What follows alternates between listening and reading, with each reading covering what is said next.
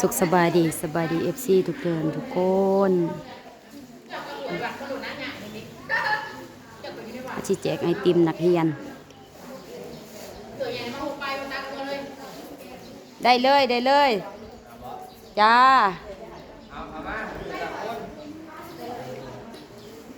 ทั้งไอติมทั้งเงินเด้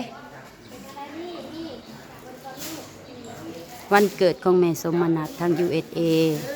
เพิ่นได้ทำบุญด้วยการถว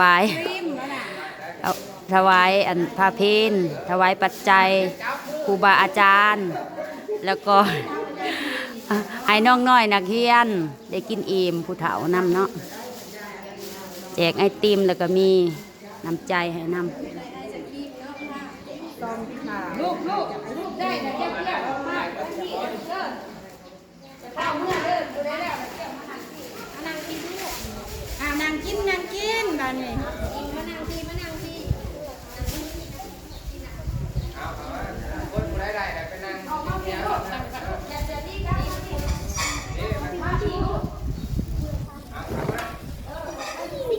ได้ไปนั่งอยู่เด้อนั่ง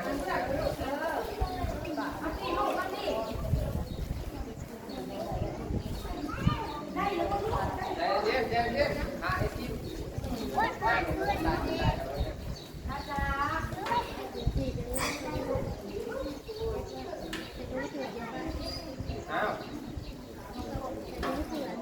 โอ้ยหนูเพิ่งแยก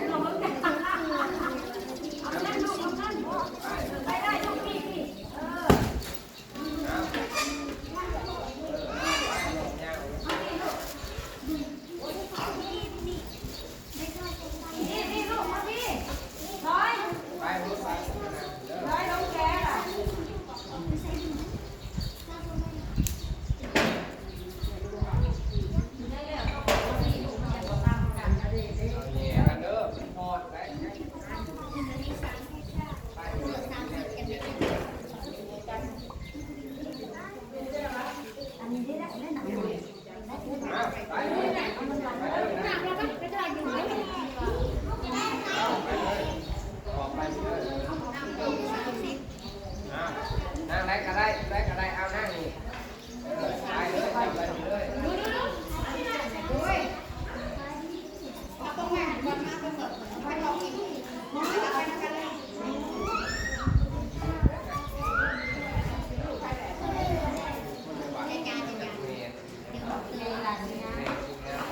สิแลน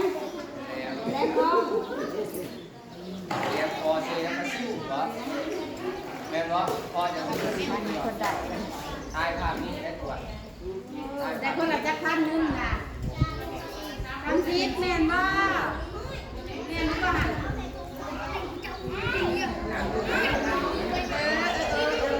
อยากได้สัก2คน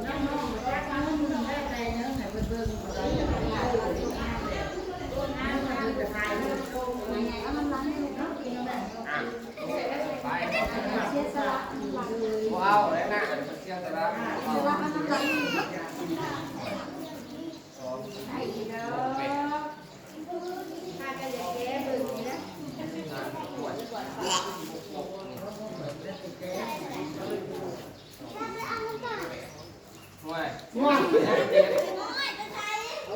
มีคนเอาซองบ่ บาทอยากดูแจกเองเนาะอยากดูแจกเองยังดิฉันกับพี่คนเอาซองบ่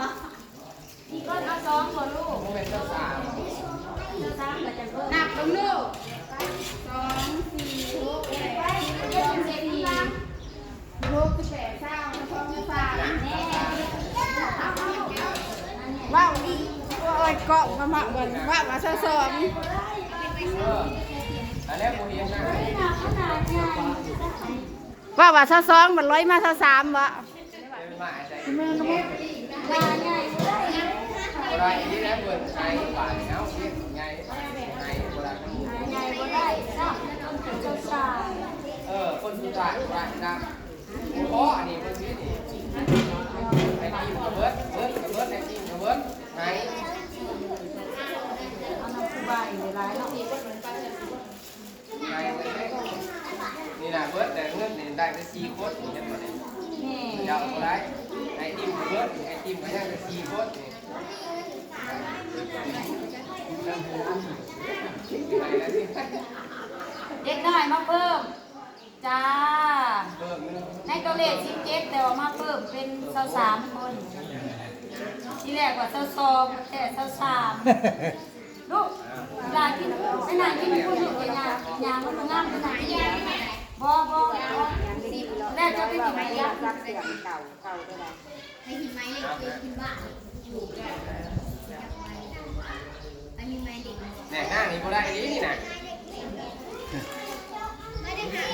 ลูกอีแลม ออกกระซิว ลูกอีแลม อีก2เอาอยู่ แล้วปล่อย จะเห็นได้แป้งกว่าเมา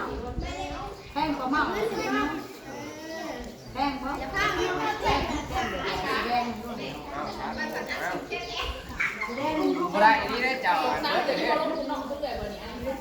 ตั้งดันเหมือนว่าโอ้หายแล้หายได้ลูกดักเองจ้ะ อีแลม ไอ้ทีมก็ได้2ก่อนผู้เดียวเอามาเอาไหมเขียนได้เอา ถูเอา เอาเป็น2ของเดียวก่อนเดียวเอาตัวนี้เนาะ2อันนี้เอาเลือกเอาตัวไหนเอาตัวไหน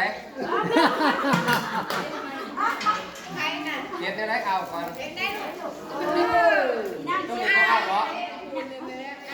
โอ้ยนั่งเชียร์ตะละนั่งนะรัก ตัวนี้บ่เอาบ่นี่บ่เอาบ่ตัวนี้ นี่ เอา อีแลม ไปสิเอาครับเด้ยังอีกเอาเร็ว บ่แล้วลูกร้านยาเชื่อนเพิ่นน่ะบ่แล้ว เอาผักกล้องให้นี่ นะร้านยาเชื่อนเพิ่นบ่แล้ว ผักตัวได้อันนี้ ออกเลย ตัวอะไรไหมฮะ หมอบซองให้ครูบาหลง เขียนได้เอา สาธุ โอ้สาธุ เอาได้คู่เด้อเอาสาธุไปแล้ว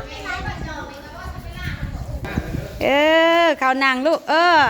นั่งซ่อนกันโลดจังสีเบิดกล้องนั่งลงลูกนายคู่กับเขาน้ำที่ไรคู่นั่งทั้งนา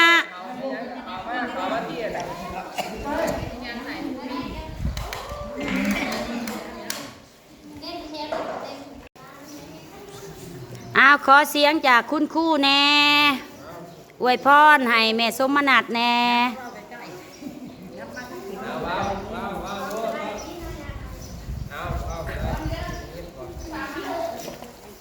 คือบ่ใส่ไม้บ่ใส่ไม้บ่ได้ยินได้จ้ะ ขอบใจเพิ่นก็ได้ครับแม่สมนัสเอาเข้าปากแน่คู่ๆเด่น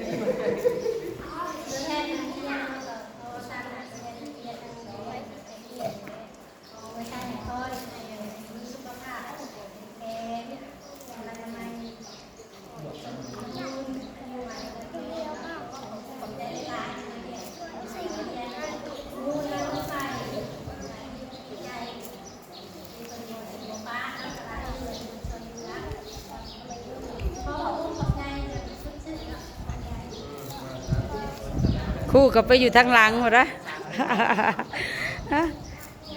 ว่าจะนั่งที่เสียงมาจับมาอยู่เนาะมันก็สั่น กูอยากไหมมันคือสวยนะ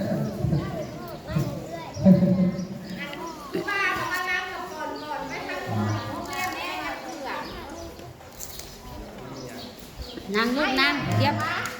ขอบคุณค่ะอนุโมทนาบุญกับเดชสมนัสที่อยู่ทางสหรัฐอเมริกาเพิ่นก็ได้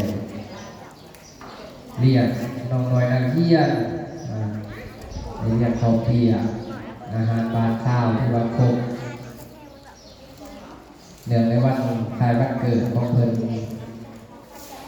อันนี้ก็บ่มีหยังก็ขอขอบใจนะครับขอไว้ใส่พรให้เพิ่นมีแต่ความสุขความเจริญและก็ขอบใจสะพานบุญพอก็คือไอ้ลัตตาขอบไว้ทีมงานทุกคน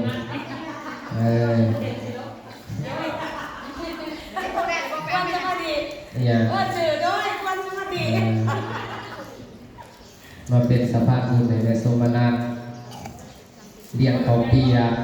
หมอหนึ่งจดเหลือคนประมาณ50 คนหอดบอกเกือบหอดกินบูเบิร์นการรู้ทนาขอบใจขอไว้ใส่พรเพื่อจะมีแต่ความสุขความเจริญเด้อพ่อ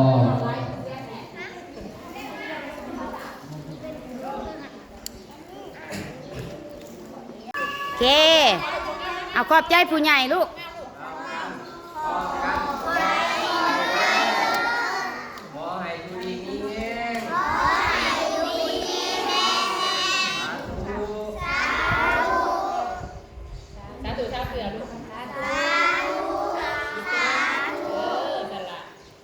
จบเนาะลูกเนาะจบเนาะป้าสิเป็นลมแหละกราบอีกได้กราบอีกกราบอีกได้พ่อเนาะลูกเนาะจบเนาะมือนี่เนาะหันไปผู้หันไปหาครูบาแล้วกราบเพิ่นแล้วก็ไปได้บ้านนี้พร้อมกันลูกหัน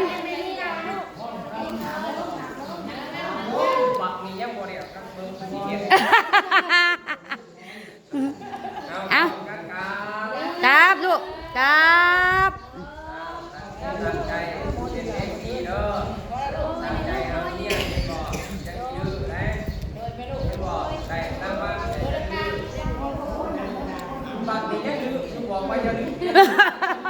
สาธุลูกสาธุ